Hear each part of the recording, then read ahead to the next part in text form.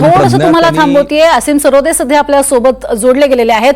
असीम सरोदे, आत्मसमर्पण केलेलं आहे, शरण आलेलं आहे वाल्मिक कराड, पहिली प्रतिक्रिया. राजकीय संरक्षण सगळ्या प्रकारचं संपल्यामुळे वाल्मिक कराड हे शरण आलेले आहेत असं मला वाटते. कारण की एवढ्या निर्गुणपणे हत्या करून आणि हत्येचा कट करून सुद्धा त्यांना अटक होत नव्हती. कारण की त्यांच्या मागे काही राजकीय नेते होते, सरकार होतं आणि आता खूप मोठ्या प्रमाणामध्ये असंतोष निर्माण झाल्यामुळे राजकीय शरणागती पत्करल्याशिवाय काही दुसरं काही राहिलं नाही पर्याय. त्यामुळे ते शरण आलेले आहेत असं मला वाटते. गुन्हेगारांच्या मनामध्ये निदान कायद्याची भीती असणं आवश्यक आहे.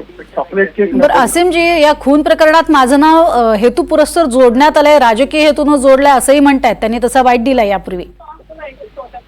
काय बाईट दिलेला आहे मला माहिती नाही. शरण येण्यापूर्वी त्यांनी एक बाईट दिला, अगदी काही सेकंद आधी त्यांनी बाईट दिला. त्यात ते म्हणतात की मी वाल्मिक कराड, माझ्या विरोधात केसमध्ये खोट्या खंडणीचा गुन्हा दाखल आहे, मला अटक करण्यापूर्वी जामिनाचा अधिकार आहे. संतोष देशमुख यांच्या खून प्रकरणातील आरोपींना अटक करावी, मात्र राजकीय हेतून माझं नाव त्यात जोडलं जातंय असंही त्यांनी म्हटलंय. बघा, राजकीय हेतूने काही होत आहे असं वाटत नाही. हे गुन्हेगारी प्रवृत्तीचे लोक आहेत असं आता बीड जिल्ह्यातील अनेक जण सांगत आहेत. आणि दुसरी गोष्ट आपण समजून घेतली पाहिजे की केवळ हा राजकीय स्वरूपाचा खून नाही, याच्या मागे एक मोठं अर्थकारण आहे जे विंड मिलचं आहे. आणि त्यामुळे मला सगळ्या मीडियाच्या लोकांना सांगायचं आहे की बीड जिल्ह्यामध्ये ज्या पवनचक्क्या सुरू आहेत, विंड मिल आहेत, त्याच्यावर तुम्ही लक्ष केंद्रित करा. इथे कशा प्रकारची पर्यावरणाची हानी झालेली आहे, गैरप्रकारातून परवानग्या घेण्यात आलेल्या आहे आणि त्या विंडमिल कोणाच्या आहेत, कोणाला आर्थिक फायदा आणि नुकसान होत आहे, हे सगळं पाहिलं तर आपल्या लक्षात येईल की हा खून जो आहे तो विंडमिल प्रकरणातून झालेला आहे. बरं, पण आता सीआयडी तर्फे होणारी जी चौकशी आहे किंवा जे आता सध्या तो शरण आलेला आहे, आत्मसमर्पण केलेलं आहे, यानंतरची पुढची प्रोसिजर काय असते असीमची? त्यांनी आत्मसमर्पण केलेलं आहे आणि त्यावेळेस आत्मसमर्पण केल्यावर म्हणजे पोलिसांच्या ताब्यात तो गेल्यावर त्याची पूर्ण शारीरिक तपासणी होईल. कुठे मारहाणीच्या खाणाखुणा आहेत का हे पाहिलं जाईल. वैद्यकीय अहवाल त्याचा सरकारी दवाखान्यातून तयार करण्यात येईल आणि त्यानंतर त्याची चौकशी सुरू होईल. बरं, पण त्याचं म्हणणं असंही आहे की मला जामीन पण मिळू शकतो, अटकपूर्व जामीन मिळू शकतो असंही दावा केलेला होता. किती तथ्य आहे? नाही, आता त्यांनी स्वतः शरणागती पत्करलेली असल्यामुळे अटकपूर्व जामिनीचा काही प्रश्न राहिला नाही. परंतु अशा गंभीर प्रकरणांमध्ये अटकपूर्व जामीन साधारणतः मिळत नाही.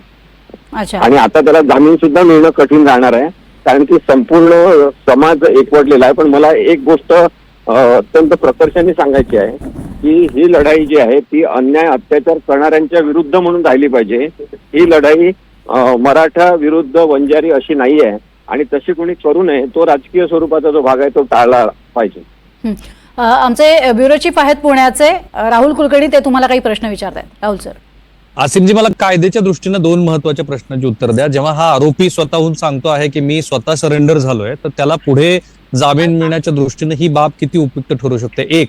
दुसरं म्हणजे हा आरोपी हा खंडणी प्रकरणातला आरोपी आहे, तर याचा खरोखरच पोलिसांनी जर तपास केला तर याचा सहभाग संतोष देशमुख प्रकरणातला जर सिद्ध करायचा असेल तर सीडीआरचे रिपोर्ट आणि तत्सम गोष्टी ह्या किती महत्वाच्या ठरतील? सीडीआरचा रिपोर्ट वगैरे जो आहे, अशा अनेक गोष्टी ज्या पुराव्याचा भाग आहे, ते पुरावे सिद्ध केल्याशिवाय त्याला पुरावा म्हणून मानण्यात येत नाही. परंतु प्राथमिक माहिती याच्या आधारे पोलीस काही निकष लावू शकतात आणि त्याच्या आधारे निष्कर्ष काढू शकतात की हा माणूस या खुनामध्ये सुद्धा सहभागी आहे आणि अनेक गुन्ह्यांमध्ये सहभागी ते आहेत आणि त्याच्या गुन्ह्यांच्या मागे ते आहेत. अशा प्रकारच्या कॉन्स्पिरसी सुद्धा यापूर्वी झालेल्या पुढे आलेल्या आहेत आणि त्यामुळे जे कराड आहेत ते बिलकुलच निर्दोष आहेत. त्यांनी काहीच केलं नाही आणि त्यांच्यावर विनाकारण आळ घेतलेले आहेत असं काही या गुन्ह्याचं किंवा आरोपांचं स्वरूप नाही. बरं, याच्यात आणखी एक महत्वाचा मुद्दा की पुण्यातच शरण का आला असेल वाल्मिक कराड, त्याला काही फायदा होऊ शकतो का? पुण्यात का शरणाला मला माहिती नाही, पण काय झालेलं आहे की बऱ्याच ठिकाणी जे पोलीस आहेत, पोलीस यंत्रणेमधले काही वरिष्ठ अधिकारी आहेत, ते विशिष्ट पक्षाशी सुद्धा संधान आणि संबंध ठेवून असलेले आहेत. त्यामुळे महाराष्ट्रात कुठे शरण यायचं याबद्दल सुरक्षित जागा म्हणून पुण्याची निवड करण्यात आली असेल असं असू शकतं. नक्कीच. राहुल सर. आसिम सर, मला एक तुम्हाला प्रश्न विचारायचा. मगाशी तो एक रेफरन्स तुम्ही दिला की तिथे जे काही सोलार आणि विंडचं सगळं प्रकरण सुरू आहे त्यात पर्यावरणाची हानी हा भाग आहे. मला बऱ्यापैकी माहिती आहे. तुमच्याकडे माहिती असलेले इनपुट्स काय? म्हणजे वाल्मिक कराड नावाचं जे प्रस्थ आज दिसतं आहे ते एकटं प्रस्थ आहे का त्याच्या मागे जे सोकॉल्ड आका वगैरे म्हटलं जात आहे त्या आकांचा पाठिंबा आणि ते आका कोण आहेत? राजकीय स्वरूपाचा पाठिंबा वाल्मिक कराड यांना खूप मोठा आहे आणि केवळ विंडमिलच नाही तर इथे ज्या डिस्टिलरीज आहेत आणि ज्या पद्धतीने इथे सगळं उत्पादन होते त्याचं वितरण होते या सगळ्यांमध्ये सुद्धा खूप मोठे घोळ आणि भ्रष्टाचार आहेत आणि ते लपवण्यासाठीचं मॅनेजमेंट म्हणून करणाऱ्या लोकांमध्ये बरेचदा माणिक कराड हे कोण जे कराड आहेत वाल्मिक कराड. त्यांचं नाव वाल्मिक कराड यांचं नाव बरेचदा घेण्यात आलेलं आहे आणि म्हणून मला असं वाटतं की खूपच बहुअंगी अशा स्वरूपाची चौकशी झाली पाहिजे. एका गुन्ह्याच्या निमित्ताने जर इतर 100 गुन्हे उघड होणार असतील तर त्याच्यातून राज्यात कायदा आणि सुव्यवस्थेचं राज्य निर्माण होऊ शकते आणि बीड बद्दल जे बोललं जातं की बीडमध्ये चांगलं वातावरण निर्माण झालं पाहिजे अशी तिथल्या सामान्य माणसांची इच्छा आहे. तर मला असं वाटतं की अशाच काही प्रकरणांमुळे जो अगदी गुन्हेगारीचा कडेलोट झाल्याचा प्रकार आपल्याला दिसतो अशाच वेळेस बरेचदा चौकशी होऊन अनेक गुन्ह्यांची उकल होऊ शकते आणि त्यातून बीडमध्ये कायदा आणि सुव्यवस्थेचं राज्य येऊ शकते. त्याचं पण तुम्ही माझ्या प्रश्नाचं उत्तर थेट दिलं नाही, कदाचित तुम्हाला माझा प्रश्न नीट ऐकू नसेल आला. मी असं म्हणालो की हे वाल्मिक कराड हे प्यादा आहे की त्याच्या मागे आणखी काही मोठी नाव आहेत, तुम्ही ते एक स्पष्ट सांगा. आणि दुसरं असं की सभागृहामध्ये मुख्यमंत्र्यांनी जे निवेदन केलं त्या निवेदनाबद्दल तुमचं काय मत आहे.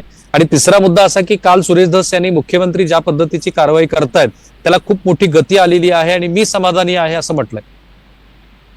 बघा, मुख्यमंत्र्यांनी जी काही कारवाई करण्याचे आदेश दिलेले आहेत ते त्यांना उशिरा सुचलेलं सुशासनाचं काहीतरी एक गमक आहे असं मला वाटते. कारण की जेव्हा लोकांचे खूप दबाव येतात, मोर्चे निघतात आणि लोक धडधडीत बोलायला लागतात, डायरेक्ट बोलायला लागतात की सरकार यांना पाठिंबा देत आहे, कारण की यांच्या मंत्रिमंडळातले एक मंत्री जे आहेत ते शंकास्पद आहेत, त्यामुळे त्यांचा सहभाग असू शकतो हे म्हटलं जात आहे सध्या. आणि म्हणून मला असं वाटते की गुन्हेगारीच्या भरोशावर ज्यांनी राजकारण वाढवलेलं आहे त्या सगळ्याच नेत्यांची, ते कोणत्याही राजकीय पक्षाचे असो, ते आता मंत्री असो किंवा नसो, सगळ्यांची चौकशी करण्याची बेधडक कारवाई देवेंद्र फडणवीस यांनी केली पाहिजे. आता त्यांच्या नागपूरमध्ये सुद्धा मग अशी कारवाई होईल, कारण की मुन्ना नावाचा माणूस आहे, त्यांनी त्यांना पदरात घेऊन ठेवलेला आहे. गुन्हेगार काल औरंगाबाद खंडपीठामध्ये संभाजीनगर मधून त्यांच्या संतोष देशमुख यांच्या भावानी एक पिटिशन दाखल केली. मला कायद्याच्या अनुषंगाने सांगा की हायकोर्ट याच्यामध्ये ह्या याचिकेवरती श्री धनंजय मुंडे यांनी तत्सम लोकांना पण आरोपी करा किंवा वाल्मिक कराड यांना पण या खून प्रकरणामध्ये आरोपी करा असं जे म्हटलेलं आहे त्या याचिकेमध्ये, ही सस्टेनेबल याचिका आहे का? नाही, ही मुळीच सस्टेनेबल याचिका नाही, भावनिक पातळीवर केलेली याचिका आहे आणि त्यामुळे अशा संदर्भामध्ये न्यायालय दखलंदाजी करत नसतात. ते एवढंच म्हणतील की लवकरात लवकर चौकशी करा किंवा आमच्या समोर अहवाल दाखल करा हे म्हणू शकतात, परंतु कुणाला तरी आरोपी करा आणि त्या दृष्टीने चौकशी करा असं काही होऊ शकत नाही. पोलीस ही स्वतंत्र यंत्रणा आहे, न्यायव्यवस्था स्वतंत्र आहे आणि त्यामुळे त्यांचं काम त्यांना करू द्या असंच कोर्ट सांगतील असं मला वाटतं.